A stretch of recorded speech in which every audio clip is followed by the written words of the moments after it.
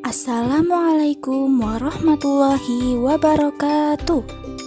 Halo teman-teman, bagaimana kabarnya hari ini? Semoga selalu dalam keadaan sehat ya.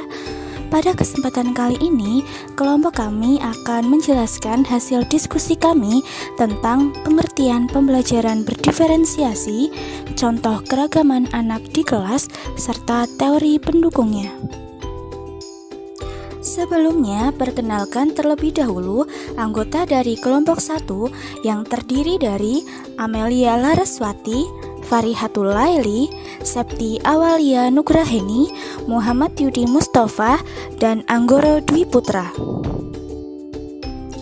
Baik teman-teman, untuk hasil diskusi yang pertama yaitu mengenai pengertian pembelajaran berdiferensiasi.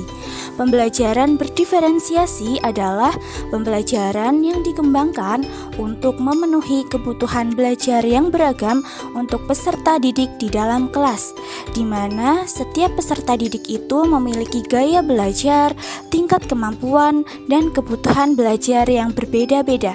Sehingga di sini guru perlu menggunakan berbagai metode dan strategi dalam pengajarannya untuk memastikan bahwa setiap peserta didik di dalam kelas akan memperoleh pemahaman yang sesuai dengan kebutuhannya. Selanjutnya yaitu pengertian pembelajaran berdiferensiasi menurut para ahli. Yang pertama yaitu menurut Tomlinson dan McTighe. Pembelajaran berdiferensiasi adalah pembelajaran yang memfokuskan diri pada siapa yang mengajar, di mana mengajar, dan bagaimana mengajar. Kemudian yang kedua yaitu menurut Theroux, bahwa pembelajaran berdiferensiasi adalah pembelajaran yang menciptakan berbagai alur. Dengan demikian, perbedaan kemampuan, minat, dan pengalaman siswa diserap, digunakan, dikembangkan, dan disajikan sebagai sebuah konsep pembelajaran sehari-hari.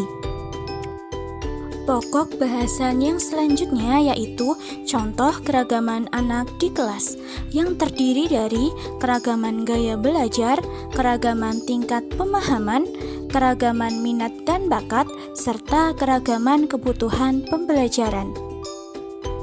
Yang pertama yaitu keragaman gaya belajar. Sebagai contoh, di kelas guru menemukan siswa yang mungkin lebih responsif terhadap pembelajaran visual, sementara siswa yang lain lebih suka belajar melalui pendekatan auditif ataupun kinestetik. Kemudian yang kedua yaitu keragaman tingkat pemahaman. Sebagai contoh, beberapa siswa mungkin sudah memiliki pemahaman yang mendalam tentang topik tertentu, sementara siswa yang lain memerlukan bantuan tambahan untuk memahami topik tersebut. Yang ketiga yaitu keragaman minat dan bakat. Sebagai contoh, di kelas setiap siswa pasti memiliki minat dan bakat yang berbeda-beda.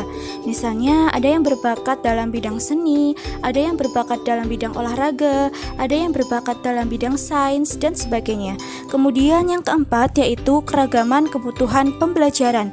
Sebagai contoh, sebagian siswa mungkin memerlukan lebih banyak waktu atau dukungan tambahan untuk memahami konsep tertentu.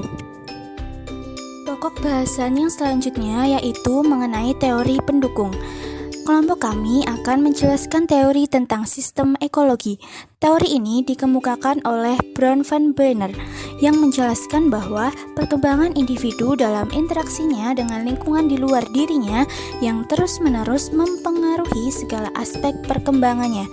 Teori sistem ekologi ini merupakan pandangan sosiokultural Brown van Brenner tentang perkembangan yang terdiri dari 5 sistem lingkungan, mulai dari pengaruh interaksi langsung pada individu hingga pengaruh kebudayaan yang berbasis luas.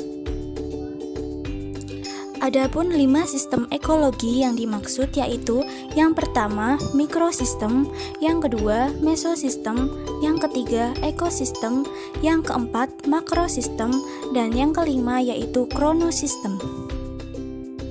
Berikut ini merupakan penjelasan dari kelima sistem ekologi. Yang pertama yaitu mikrosistem. Mikrosistem adalah kondisi yang melatar belakangi anak hidup dan berinteraksi dengan orang lain dan institusi yang paling dekat dengan kehidupannya, seperti orang tua, teman sebaya, tetangga, dan teman sekolah.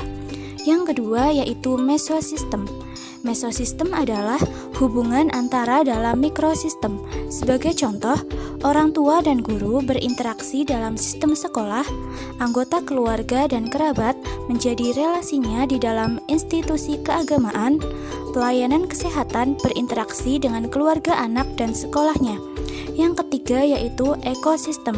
Ekosistem adalah sistem yang berisi sejumlah kondisi yang mempengaruhi perkembangan anak di lingkungan rumah, namun anak di sini tidak terlibat dalam satu peran langsung.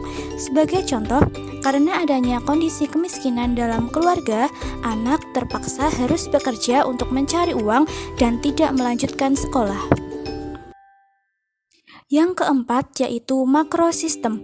Makrosistem adalah sistem yang mengelilingi mikro, meso, dan ekosistem dan merepresentasikan nilai-nilai ideologi, hukum masyarakat, dan budaya politik. Sebagai contoh, anak Indonesia tidak sama dengan anak Amerika. Kemudian yang terakhir yaitu kronosistem. Kronosistem adalah dimensi waktu yang menuntun perjalanan setiap level sistem dari mikro dan makro. Sistem ini juga mencakup berbagai peristiwa hidup yang penting pada individu dan kondisi sosio-kultural.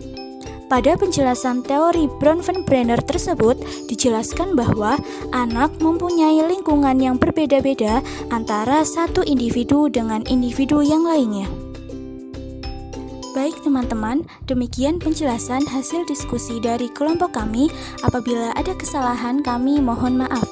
Terima kasih. Wassalamualaikum warahmatullahi wabarakatuh.